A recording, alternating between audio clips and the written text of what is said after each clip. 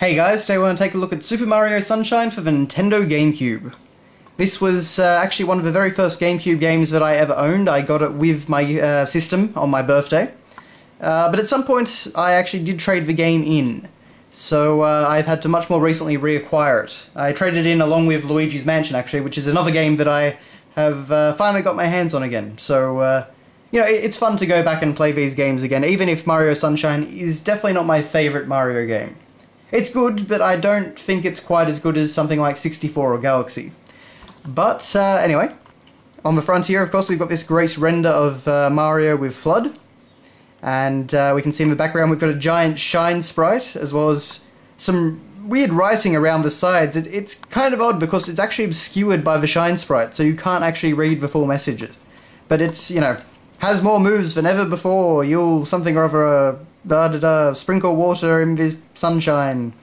It's a very odd thing to have on your front cover, particularly when your major points are actually obscured by, you know, your background detail. But anyway, on the logo here we actually have a little shine sprite peeking out, which is kind of cute.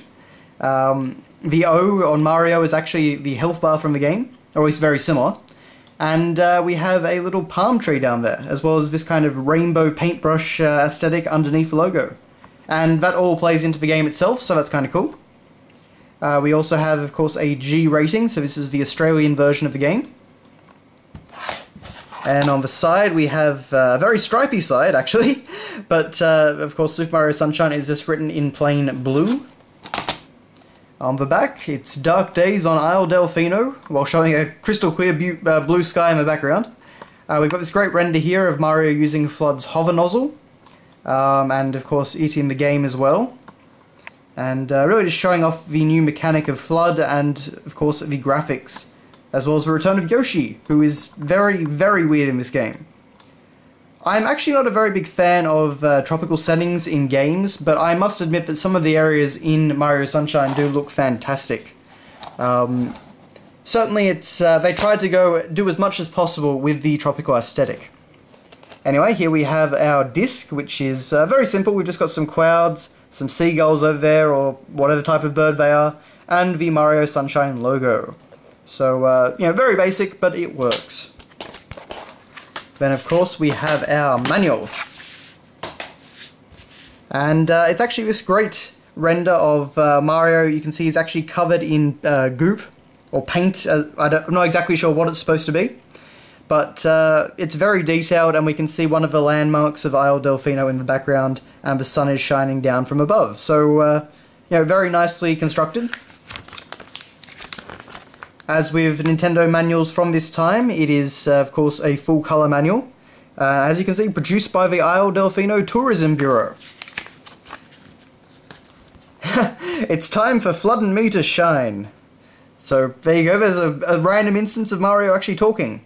What, you ask, is Isle Delfino? What can Mario do on the island? I am FLUDD. Mario's mission, Shine Sprite. Oh, I see. Sorry, I'm looking through the camera lens, so I'm only seeing one page. But yes, of course, Isle Delfino is a sun-drenched island resort on everyone's must-visit list. Mario can use FLUDD to do all these different things. Oh, and Yoshi's back too, so settle up. And of course, Mario's got to clean the mess on Isle Delfino.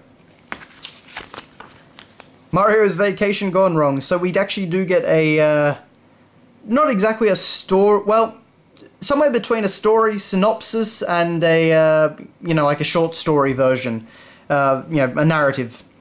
But, you know, far from the hustle and bustle of the Mushroom Kingdom, this island resort glitters like a gem in the waters of the Southern Sea. So there you go, it's in the south. Mario, Peach and an entourage of toads have come to Isle Delfino to relax and unwind. At least that's their plan, but when they arrive, they find things have gone horribly wrong. According to the island inhabitants, the person responsible for the mess has a round nose, a thick mustache, and a cap. But that sounds like Mario. So yes, the Piantas, sorry, are very, very stupid. This is the guy in question, Shadow Mario, who of course I'm pretty sure most people know the true identity of. I'm not a fan of that character at all, but there you go. But yes, I don't exactly know how they mistake him for Mario. I mean, the fact that he's transparent, or at least translucent, and wielding a giant magic paintbrush should give him a clue, but I guess it's kind of like Sonic and Shadow in Sonic Adventure 2. These people just aren't very smart. We actually get a render of Mario and Yoshi, so that's all very cool to see. Of course, this was the first time that Yoshi had been usable in a game since Super Mario World, which was probably around 10 years earlier at least. So that was quite a big thing at the time. So we've got using Flood, and Mario's covered in paint. I kind of like that they add that to all these different things, renders, I guess you'd say. We've got, of course, the classic ground pound, and the dive, both of which look very similar to the renders in the Mario 64 manual. In fact, the way this is done is also very similar to the Mario 64 manual. Galaxy actually kept up that tradition as well, which was kind of cool. We get a render of some of the Toads. Of course, it takes us through the game screen, and you can actually see in the background here, you know, everything's very stylized. We've got little palm trees. We've actually got a picture of a level in the background, which is kind of hard to see, but there you go. We've also got, you know, titles for things on the side of the pages here, which makes things very convenient to find.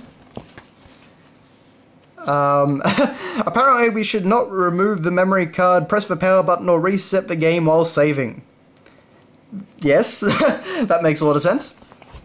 We've got Mario walking here, and running, and sidestepping. Mario in the water. We've got a very 64 looking render actually, because he doesn't have Flood on him. Which is kind of interesting actually. Camera controls, so it takes you through everything, and you get all these nice Mario renders. The spin jump, of course, the ground pound again, the wall kick. So lots of very cool stuff if you like, you know, all the renders that Nintendo used to do of Mario. There's something certainly that, you know, compared to... He doesn't really look any different to something like his new Super Mario Bros., you know, artwork, but there's something about it that just has a bit more character and personality. I'm not exactly sure what it is, it's just the new Super Mario Bros. Artwork often feels very plastic. But, of course, we've got our different nozzles for Flood, so the hover nozzle, and the rocket nozzle, and, of course, the turbo nozzle, which essentially turns Mario into Sonic on water. Going through Yoshi and everything, but it's basically just the same renders. Yoshi eating a pineapple there, one of the Nokis, all the aisle items, the blue coins. I have actually completed the game once with 120 shines, but I don't think I'll be doing that anymore. That was something that I could do when I was a kid and had a lot of extra time, and apparently just was up to the challenge, but now I'm much, much lazier, unfortunately. All the Piantas there. And advice for troubled travellers. How do I get to new stages? You've got to, of course, do all this, you know, clean up the M symbols on different objects and things like that. I don't know how to defeat enemies. The most basic technique is to jump on enemies' heads. Wow. I'm having problems recovering shine sprites, you know, pretty simple stuff. The sunlight on the island is so bright. As Mario recovers the scattered shine sprites, the sun over Isle Delfino slowly recovers its strength and gets gradually brighter. If you've got sensitive eyes, search out the sunglasses vendor in Delfino Plaza. So yes, when you collect enough shine sprites, you can actually get sunglasses to dim the game. I'm not exactly sure, you know, who came up with that on the development team, but I guess some people thought that the game might be a little bit too bright for people. Although I guess you could really just turn down the brightness on your television, but anyway. And that is that. We just have, like, this palm tree wallpaper. And the same render of the Toads again. But that is your look at Super Mario Sunshine for the Nintendo GameCube. Thanks a lot for watching, guys, and I will see you next time.